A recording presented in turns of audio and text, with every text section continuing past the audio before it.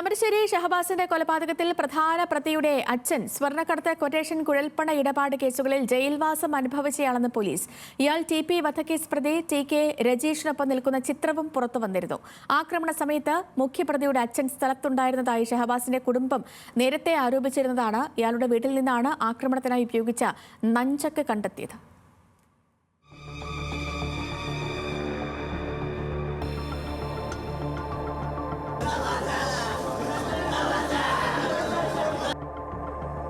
ഷഹബാസിനെ കൊലപ്പെടുത്തിയ കേസിൽ മുഖ്യപ്രതിയുടെ പിതാവ് സ്വർണ്ണക്കടത്ത്, ക്വട്ടേഷൻ, കുഴൽപ്പണം ഉൾപ്പെടെയുള്ള കേസുകളിൽ ജയിൽ ശിക്ഷ അനുഭവിച്ചിട്ടുണ്ടെന്നാണ് റിപ്പോർട്ട്.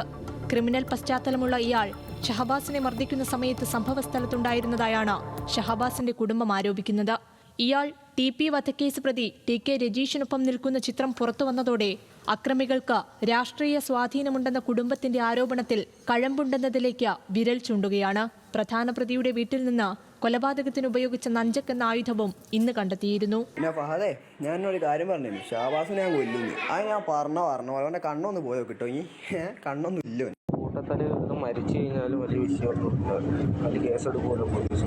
അവിടെ കേസ് ഉണ്ടാവില്ല, കേസ് തള്ളി പോകും. കാരണം ഒരേ ഇങ്ങോട്ട് വന്നത് അതിന് ഇവരൊന്നും ഇല്ല വെച്ചാൽ ആഫീനല്ല വെച്ചത്.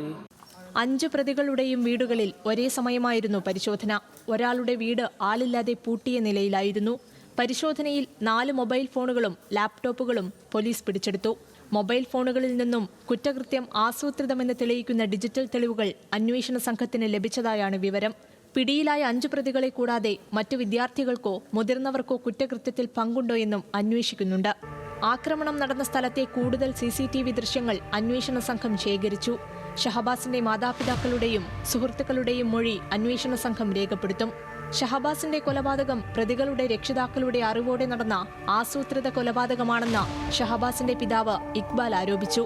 പ്രതികളായ 5 വിദ്യാർത്ഥികളിൽ 3 വിദ്യാർത്ഥികൾ കഴിഞ്ഞ വർഷം ജനുവരിയിൽ വിദ്യാർത്ഥിനികളെ ഉൾപ്പെടെ മർദ്ദിച്ച കേസിൽ പ്രതികളായിരുന്നു. ഈ കേസ് പിന്നീട് പ്രതികളുടെ രക്ഷിതാക്കൾ തന്നെ ഇടപെട്ട് ഒതുക്കി തീർക്കുകയായിരുന്നുവെന്നും ഇക്ബാൽ ആരോപിക്കുന്നു. 8ാം ക്ലാസ്സിലെ പിള്ളേരെ തല്ലിച്ചതച്ച് ഹോസ്പിറ്റലിൽ അഡ്മിറ്റ് ആകുകയും അത് കേസാവാതെ അത് പുറത്തുനിന്നു അവിടുന്ന് രാഷ്ട്രീയപരമായിട്ട് സ്വാധീനം ചെലുത്തി കഴിച്ചിലായ കുട്ടികളാണ്. അന്ന് അവരെ തല്ലിയ സമയത്ത് ഈ രക്ഷിതാക്കൾ വന്നിട്ട് ഈ കൊച്ചുകുട്ടികളെ കയ്യേറ്റം ചെയ്യാനാണ് വന്നത്. അത് അവരെ ഭാഗം ന്യായീകരിച്ചിട്ട് അവരെ സംരക്ഷിക്കുക ചെയ്യുന്നത്. കൊലപാതകമായ കുട്ടീൻ്റെ അമ്മ ടീച്ചറാണ്. മറ്റേത് ആ ടീച്ചറെ ഭർത്താവ് പോലീസിൽ ജോലിയുണ്ട്. അതൊക്കെ അറിയാൻ കഴിയുന്നത്.